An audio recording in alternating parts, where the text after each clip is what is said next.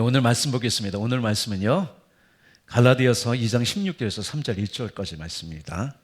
사람이 의롭게 되는 것은 율법의 행위로 말미암음이 아니요 오직 예수 그리스도를 믿음으로 말미암는 줄 알므로 우리도 그리스도 예수를 믿나니 이는 우리가 율법의 행위로서가 아니고 그리스도를 믿음으로써 의롭다함을 얻으려 함이라. 율법의 행위로서는 의롭다함을 육체가 없느니라. 만일 우리가 그리스도 안에서 의롭게 되려 하다가 죄인으로 드러나면 그리스도께서 죄를 짓게 하는 자냐? 결코 그럴 수 없느니라. 만일 내가 헐었던 것을 다시 세우면 내가 나를 범법한 자로 만드는 것이라. 내가 율법으로 말미암아 율법에 대하여 죽었나니 이는 하나님에 대하여 살려 함이라. 내가 그리스도와 함께 십자가에 못 박혔나니 그런즉 이제는 내가 사는 것이 아니요 오직 내 안에 그리스도께서 사시는 것이라. 이제 내가 육체 가운데 사는 것은 나를 사랑하사 나를 위하여 자기 자신을 버리신 하나님의 아들을 믿는 믿음 안에서 사는 것이라. 내가 하나님의 은혜를 피하지 아니하노니 만일 이렇게 되는 것이 율법으로 말미암았으면 그리스도께서 헛되이 죽으셨느니라. 어리석도다 갈라디아 사람들아, 예수 그리스도께서 십자가에 못 박히신 것이 너희 눈앞에 밝히 보이거늘 누가 너희를 깨도냐. 아멘.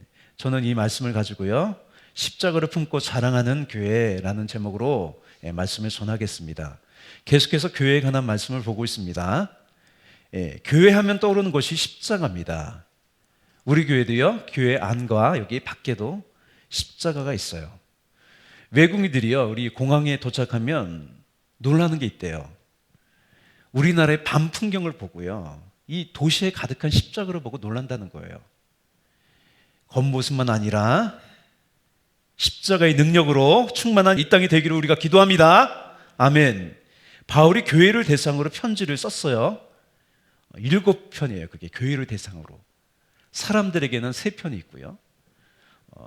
순서대로 로마, 고린도, 갈라디아, 에베소, 빌립보, 골로새, 데살로니가, 이 7교회예요. 십자가라는 단어가요, 어디에 많이 등장하냐면 고린도 전서하고 갈라디아서에 제일 많이 나와요. 각각 6번씩이 나와요. 로마서에서 십자가가 많이 나올 것 같지만 여기 딱 한 번 나와요. 로마서 6장 6절이에요. 우리가 알거니와 우리 옛사람이 예수와 함께 십자가에 못 박힌 것은 죄의 몸이 죽어 다시는 우리가 죄에게 종노릇 하지 아니하려 함이니. 오늘 갈라디아 말씀과 비슷하죠. 바울이 문제 많은 고린도 교회와 갈라디아 교회에 편지를 쓰면서 왜 십자가를 많이 언급할까요? 바울은요, 다시 십자가 신앙으로 돌이키려고 했어요. 여러분, 십자가는 교회의 본질이자 신앙의 본질입니다. 예수님이 이렇게 말씀하셨잖아요. 아무든지 나를 따라오거든 자기를 부인하고 날마다 제 십자가를 지고 나를 쫓을 것이니라. 우리 신앙의 본질이 무엇입니까? 십자가입니다. 십자가를 믿고요, 십자가를 품고 사는 인생이에요. 고린도전서 처음을 보면요, 바울은 교회 안에 파당이 있잖아요. 그죠? 자랑하잖아요. 내가 이런 은사를 가지고 내가 이런 지식이 있어. 고린도 교회가 그렇게 많은 문제가 있는 교회였어요. 처음에 바울이 십자가를 언급합니다. 고린도전서 1장 12절부터 13절이에요. 이렇게 되어 있어요. 내가 이것을 말하거니와 너희가 각각 이르되 나는 바울에게, 나는 아볼로에게, 나는 게바에게, 나는 그리스도에게 속한 자를 한다는 것이니 그리스도께서 어찌 나누었느냐. 바울이 너를 위하여 십자가에 못 박혔으며 바울의 이름으로 너희가 세례를 받았느냐. 바울이 말하려는 것은요, 예수 그리스도의 십자가 안에서 모든 사람이 하나라는 거예요. 여기 모인 우리도요, 지식도 다르고 다 다르잖아요. 환경도 다르고 나이도 다르고. 근데 여러분, 한 사람 한 사람, 우리가요, 십자가를 품고 사는 하나라는 거예요. 십자가의 은혜로 살아가는 하나라는 거예요. 우리는 그냥 예수님이 아니라 나를 위해 십자가에 못 박히신 예수님을 믿는 거예요. 이제 본문을 중심으로요, 이 십자가 신앙이 무엇인지 보겠습니다. 그래서 오늘 설교 제목처럼요, 여러분 한 사람 한 사람이 십자가를 품고 사는 교회가 되시기를 축복합니다. 본문의 교회 핵심인 교리인 이신칭의 직접적인 말씀이에요. 이게 갈라디아 말씀이에요. 이신칭에 믿음으로 의롭게 된다는 거죠. 그런데 바울이 말하는 이신칭에는요, 십자가 신앙을 품고 있어요. 사람들은 여기까지 잘 말을 안 하는 것 같아요. 그냥 갈라디아서 그 앞에만 얘기하고 마지막까지 이신칭이라는 거예요. 십자가 신앙을 품고 있어요. 갈라디아 교회가요, 이신칭이 복음에서 점점 멀어졌어요. 그것을 바로잡기자 갈라디아서를 썼어요. 마찬가지로요, 중세 가톨릭 교회가 어떻게 됐어요? 이른바 공로 사상이 있었어요. 그래서 루터를 비롯한 그 많은 종교 개혁자들이 강조한 게 뭐예요? 십자가예요, 십자가. 다시 십자가를 바라보라고. 믿음에 의한 칭의는요, 뭐예요? 모든 사람이 죄인이며 스스로 하나님의 기준에 이르지 못한다는 이 사실의 근거예요. 그래서 본문 16절이에요. 16절에 이렇게 되어 있습니다. 사람이 의롭게 되는 것은 율법의 행위로 말미암음이 아니요 오직 예수 그리스도를 믿음으로 말미암는 줄 알므로 우리도 그리스도 예수를 믿나니 이는 우리가 율법의 행위로서가 아니고 그리스도를 믿음으로써 의롭다함을 얻으려 함이라. 율법의 행위로서는 의롭다함을 얻을 육체가 없느니라. 예, 아멘. 이 신칭의는요, 사람이 의롭게 되는 것이 인간 스스로의 선행이나 어떤 열심이나 도덕적 노력에 의해서가 아니라 예수 그리스도를 믿는 믿음을 통해 된다는 거예요. 그렇다면 이제 하나님께서 의롭다고 칭의받은 우리는 어떻게 살아야 되나요? 그냥 칭의받은 거로 끝나나요? 그냥 마음대로 살아야 되나요? 아니에요. 칭의는 이것으로 끝나는 것이 아니에요. 그러면 본문은 이 16절에서 끝나야 돼요. 바울은 그렇게 말하지 않아요. 16절 다음에 같은 맥락으로요, 17절부터 21절까지 있는 거예요. 이 신칭이 받은 삶을 살아야 된다는 거예요. 이 신칭이의 삶은요, 십자가를 품고 있어요. 십자가를 품고 있습니다. 오늘 그것을 볼 거예요. 첫 번째로요, 타락의 본질이에요. 타락의 본질. 사람의 상태가 어땠길래 예수님은 우리의 십자가에 못 박히셨을까요? 이것과 관련하여서요, 우리가 구약 성경을 봐야 돼요. 왜냐면요, 이 신약 성경이잖아요. 모두 구약 성경을 배경으로 하고 있어요. 바울도 편지를 쓸 때 구약을 배경으로 해서 쓴 거예요. 그것이 신약 성경이 된 거죠. 신약 성경은 그래서 구약을 바탕으로 이해하고 해석해야 돼요. 사람이 타락했어요. 그죠? 타락은 뭐예요? 떨어져 나가서 쓸모없게 됐다는 거예요. 그것을 보여주는 것이 창세기예요. 하나님의 세상 만물을 창조하시고 마지막에 사람을 만드셨어요. 하나님은 창조주시고요, 사람을 포함한 모든 만물은 피조물이에요. 그것을 말해주는 것이 뭐예요? 창세기 1장 1절이죠. 태초에 하나님이 천지를 창조하시니라. 하나님은 창조주, 우리는 피조물이에요. 이 명제는요, 절대로 변하지 않는 불변의 진리예요. 하나님의 세상을 창조하신 것은요, 뭐예요? 이 땅에 하나님 나라를 세운 거예요. 하나님 나라. 하나님이 모든 만물을 만들고요, 마지막에 사람을 만든 것은요, 하나님 나라의 관리자 또는 대리자로 세운 거예요. 그래서 하나님께서 그러잖아요. 천지를 만드신 후에 우리가 우리의 형상대로 사람을 만들고 이 모든 만물을 다스리게 하자 하셨잖아요. 그죠? 이것에 대한 반역이요, 뭐예요? 선악과를 먹는 것이고 또 바벨탑을 세우는 것이었어요. 나라에는요, 왕이 있고 법이 있어요. 또 나라는 함께 살아가는 공동체예요. 만약 이 세상에서 나 홀로 산다면 굳이 법이라는 것이 필요 없어요. 하나님은요, 아담과 하에게 이런 법을 주셨어요. 창세기 2장 16절 17절이에요. 여호와 하나님이 그 사람에게 명하여 이르시되 동산 각종 나무의 열매는 내가 임의로 먹되, 다 먹을 수 있다는 거예요. 그죠? 선악을 알게 하는 나무의 열매는 먹지 말라. 내가 먹는 날에는 반드시 죽으리라 하시니라. 뱀이 이렇게 유혹했어요. 창세기 3장 5절이에요. 너희가 그것을 먹는 날에는 너희 눈이 밝아져 하나님과 같이 되어 선악을 알 줄 하나님이 아심이니라. 아담과 하와는요, 하나님 말씀을 안 듣고요, 뱀의 말을 듣고 하나님의 법, 그 질서를 떠나서 하나님이 되려고 했어요. 선악을 안다는 것은 뭐예요? 무엇이 선인지 악인지 판단하는 기준을 가지고 있다는 거예요. 그래서 하나님이 금지하신 선악과를 먹었다는 것은 뭐냐면, 하나님 아래에서 사는 것을 떠나서 스스로 살겠다는 독립선언이에요. 독립선언. 하나님 필요 없어. 나 혼자 살 거야. 이런 거죠. 바울은요, 로마서에서 죄를 말하면서 이렇게 말합니다. 저희가 마음에 하나님 두기 싫어하며 이것이 죄입니다. 이것이 죄. 결국 하나님을 떠난 인생을 망가져요. 여러분, 아버지를 떠난 탕자를 보세요. 하나님을 떠난 인생은 결국 망가져요. 아담과 하가 뱀의 유혹처럼요, 선악과를 먹고 하나님처럼 되는 줄 알았는데 이렇게 됐어요. 창세기 3장 7절에서 8절이에요. 이에 그들의 눈이 밝아져 자기들의 벗은 줄을 알고 무화과 나무를 엮어 치마로 삼았더라.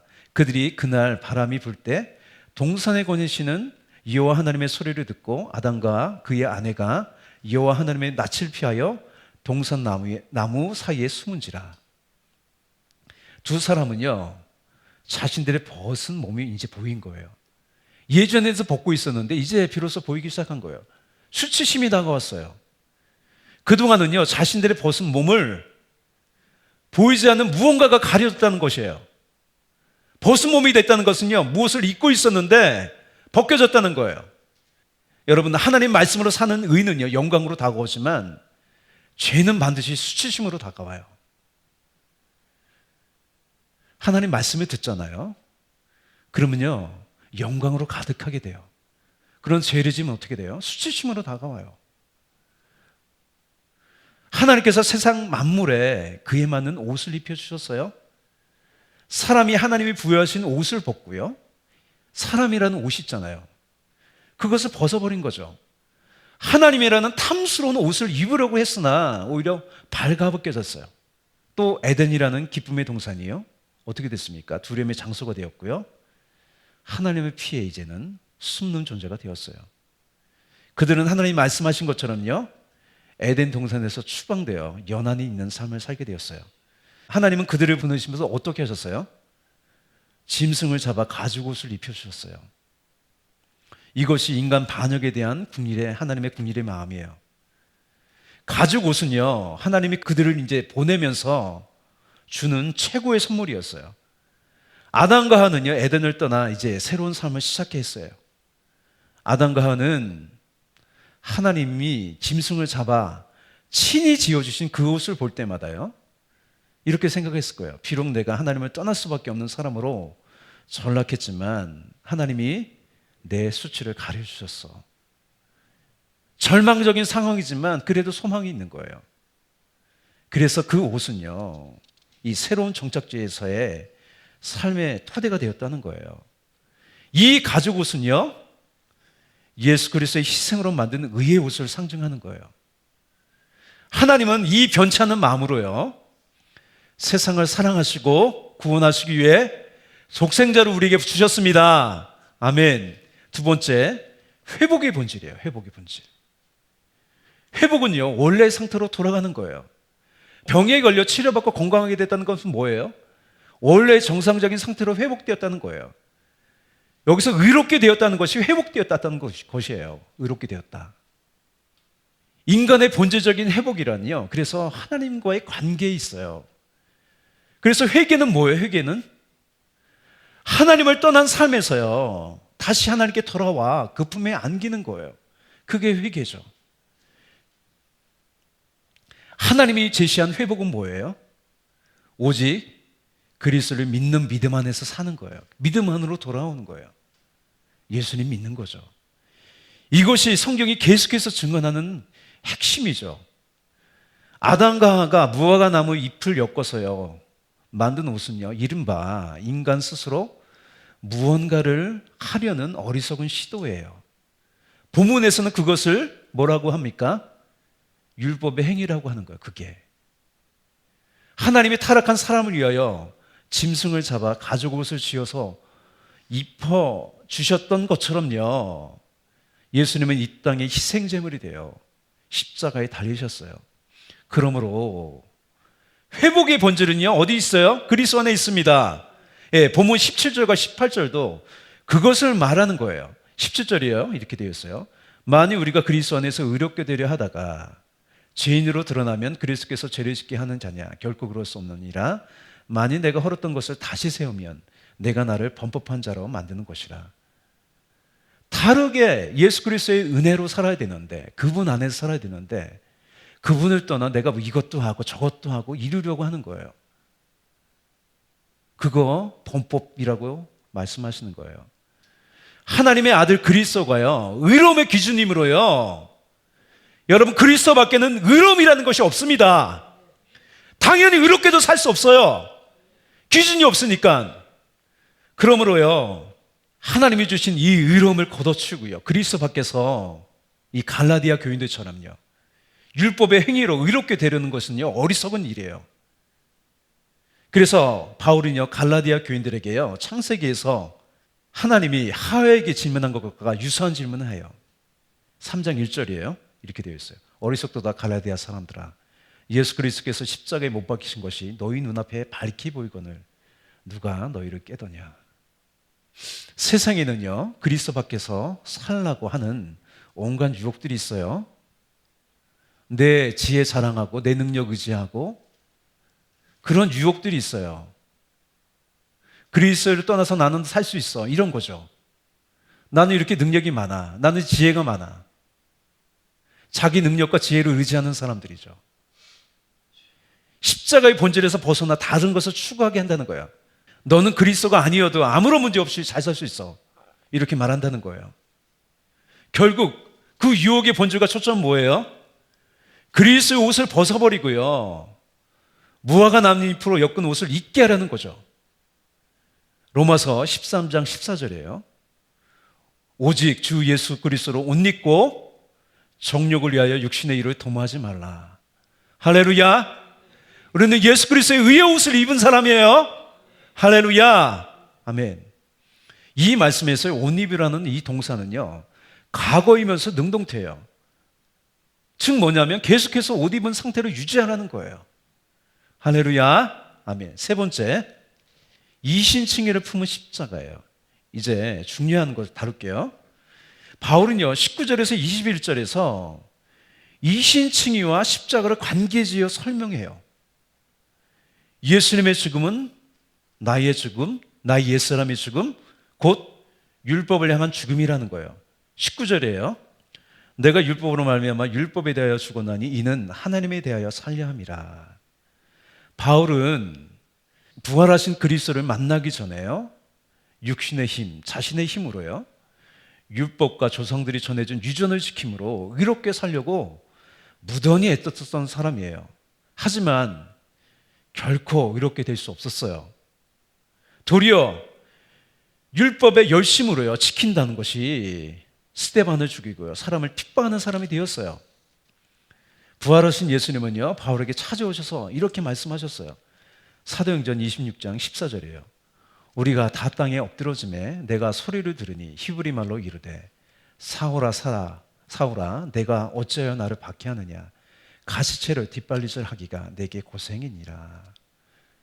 여러분, 우리 인생요, 십자가를 품고 살잖아요. 그러면 이렇게 바울처럼요, 고생하지 않아요. 바울이 거듭나서 고생하는 건 그 고생이 아니에요. 이긴 거지. 바울은요, 이 말을 듣고요, 예수님이 십자가에 달려서 죽고 부활하셨다는 사실을 알게 되었어요. 자신을 위해서. 20절입니다. 이렇게 되어 있어요. 내가 그리스도와 함께 십자가에 못 박혔나니 그런즉 이제는 내가 사는 것이 아니요 오직 내 안에 그리스도께서 사시는 것이라. 이제 내가 육체 가운데 사는 것은 나를 사랑하사 나를 위하여 자기 자신을 버리신 하나님의 아들을 믿는 믿음 안에서 사는 것이라. 아멘. 지금까지 살펴본 대로요, 죄의 본질은 뭐예요? 자신에게 부여하신 위치를 떠나는 교만이에요. 그래서 교만은요, 하나님과 관계된 말이에요. 교만은 뭐냐면 하나님 없이 자신이 삶의 중심이 되는 거예요. 내 인생은 나의 것이라고 하면서요, 내 마음대로 사는 게 죄예요. 하지만 여러분 보세요. 내가 존재하는 환경과요, 나라는 사람이 존재하는 것조차 내가 한 것이 아니에요. 그래서 내가 나의 소유권을 주장할 수 없어요. 다 하나님 거예요. 할렐루야. 이 가운데 평안이 있는 거예요. 여러분 걱정하지 마세요. 여러분은 주님의 것입니다. 여러분 위로가 되지 않나요? 내 인생 주님의 꽃이에요. 할렐루야. 주님께서 맡아 주관하세요. 함께 하세요. 아멘. 이제 내가 육체 가운데 사는 것은 그리스도를 믿는 믿음 안에서 사는 거예요. 그래서 육체에 속한 나의 옛사람의 생활 방식의 죽음과 이제 회복된 새 사람으로 살아가는 방식은요, 뭐냐면 계속해서 말하잖아요. 그리스도를 믿는 믿음 안에서 사는 거예요. 그렇다면 믿음 안에서 사는 건 뭘까요? 내 삶의 주인은 예수님이에요. 예수님은 참 포도나무이고 나는 가지예요. 내가 그리스도를 떠나서 무언가를 하는 것이 아니에요. 주님 밖에서는요, 우리가 나무에 잘린 가지처럼요, 아무것도 아니에요. 가지가 열매 맺는 유일한 조건은 뭐예요? 나무에 붙어 있는 거예요. 우리 고린도전서 1장 22절, 24절 볼까요?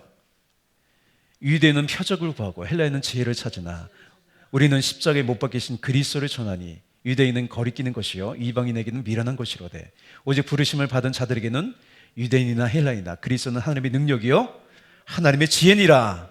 아멘. 이 저주의 상징인 십자가에 달린 예수는요, 무능력한 사람으로 유대인들에게는 메시아로 받아들이지 않았어요.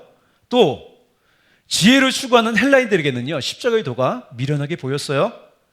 그러나 예수님은요, 하나님의 능력이요 하나님의 지혜입니다. 아멘. 여러분, 민수기 21장을 보면요, 이스라엘 백성들이요 광야의 길을 갈 때 길이 험해서 백성들의 마음이 상해고요, 그래서 하나님과 모세를 향해서 원망했어요. 그래서 하나님께서 어떻게 하세요? 뱀을 보내셔서 물게 하셔요. 그래서 사람들이 죽기도 하고 아주 고통 속에 있었어요. 그래서 백성들이 모세를 찾아왔어요. 우리가 범죄했으니 살려달라고 하는 거예요. 하나님이 모세에게 이렇게 하라고 하세요. 민수기 21장 8절 9절이에요. 여호와께서 모세에게 이르시되 불뱀을 만들어 장대 위에 매달라라. 물린 자마다 그것을 보면 살리라. 모세가 놋뱀을 만들어 장대 위에 다니 뱀에게 물린 자가 놋뱀을 쳐다본 적 모두 살더라. 할렐루야. 십자가에 달린 예수님은요, 우리의 죄를 속량하신 하나님의 구원하신 능력이에요. 우리 주 예수 그리스도의 십자가 외에는 그래서 결코 자랑한 게 없는 거예요. 나의 의, 나의 자랑, 오직 예수 그리스도의 십자가예요. 이 사실을 근거로 사는 삶은 어떤 삶이에요? 십자가 아래서의 삶이에요. 오늘도 우리는요, 십자가의 은혜 앞에 모였어요. 할렐루야. 삶의 문제와 고통 가운데 있는 분 계세요? 십자가에 달린 예수님 바라보세요. 십자가 아래서 이긴 삶이에요. 예수님은 모든 저주를 몰아내시고요, 자신의 생명을 우리에게 주셨습니다. 우리는 주님께 속한 모든 것을요, 주님과 함께 누리는 복된 인생입니다. 모든 저주는 사라졌어요. 할렐루야. 또 여러분, 각자에게 주신 십자가 있잖아요. 주님의 능력으로요 넉넉히 감당할 수 있습니다. 십자가의 그 능력, 그 영광을 품고요 살아가는 여러분 다 되시기를 바랍니다. 아멘. 이제 본문 20절을 함께 읽고 마치겠습니다. 이 중요한 말씀 우리 선포하면서 읽겠습니다. 내가 그리스도와 함께 십자가에 못 박혔나니 그런즉 이제는 내가 사는 것이 아니요 오직 내 안에 그리스도께서 사는 것이라. 이제 내가 육체 가운데 사는 것은 나를 사랑하사 나를 위하여 자기 자신을 버리신 하나님의 아들을 믿는 믿음 안에서 사는 것이라. 할렐루야. 아멘. 그래서 여러분 걱정하지 마세요. 오직 십자가만을 바라보세요. 십자가 안에서 우리 죄짐이 풀렸습니다. 십적으로 승리합니다. 걱정하지 마시고 십자가만을 바라보고 나가는 여러분 다 되시기를 축복합니다. 예, 기도하겠습니다. 사랑과 은혜가 풍성하신 주님 감사합니다. 우리에게 십자가 지신 예수님 계십니다. 나의 모든 저주를 짊어지신 예수님, 십자가에서 모든 권세를 깨뜨리신 예수님, 예수님 십자가 바라보면서 끝까지 이기며 나아가기 원합니다. 붙잡아 주시옵소서. 날마다 우리의 지식들, 우리의 가진 것들 자랑하지 아니하고 그거 아무것도 아닙니다. 예수님의 십자가만을 자랑하고 예수님의 십자가만을 의지하며 살아는 우리의 인생 되게 하여 주시옵소서. 감사합니다. 찬양합니다. 예수님의 이름으로 기도합니다. 아멘.